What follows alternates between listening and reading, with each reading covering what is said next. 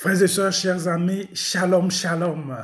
J'espère que vous avez passé une bonne semaine et je vous souhaite bienvenue à notre rendez-vous, je dirais même consultation médicale où nous avons une prescription de vitamines.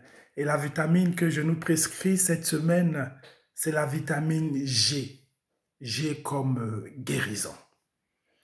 Le texte que nous avons étudié aujourd'hui dans notre communauté qui a vécu un grand moment ecclésial, c'est celui de Matthieu au chapitre 8. Cette rencontre entre Jésus et le centurion romain, c'est ce centurion qui intercède en faveur de son serviteur malade.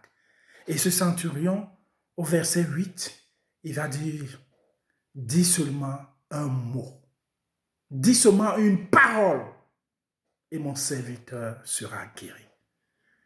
Et ça m'a rappelé toute la semaine ce verset du psaume 107 qui sera notre psaume de base, de méditation vraiment cette semaine, que ce psaume, ce verset nous accompagne.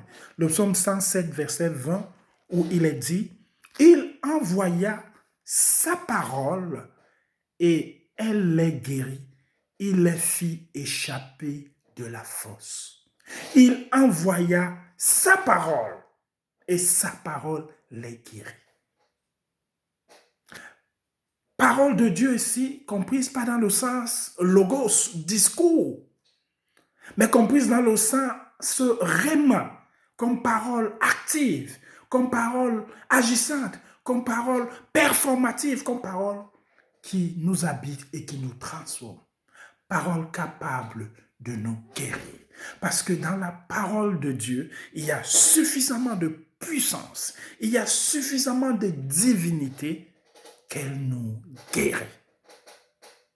Oui, frères et sœurs, chers amis, en cette semaine qui commence, si nous voulons sortir de la fosse, délivrer de nos emprisonnements, de nos enfermements, de nos confinements. On a beau être déconfinés ces derniers temps, mais nous voyons comment l'homme est encore dans les chaînes, comment l'homme est encore prisonnier.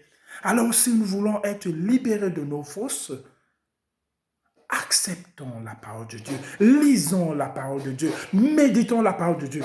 Alors, elle entraînera automatiquement, comme dans le cas du serviteur du centurion romain, elle entraînera automatiquement notre guérison.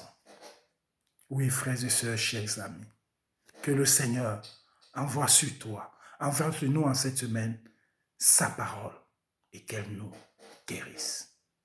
Amen.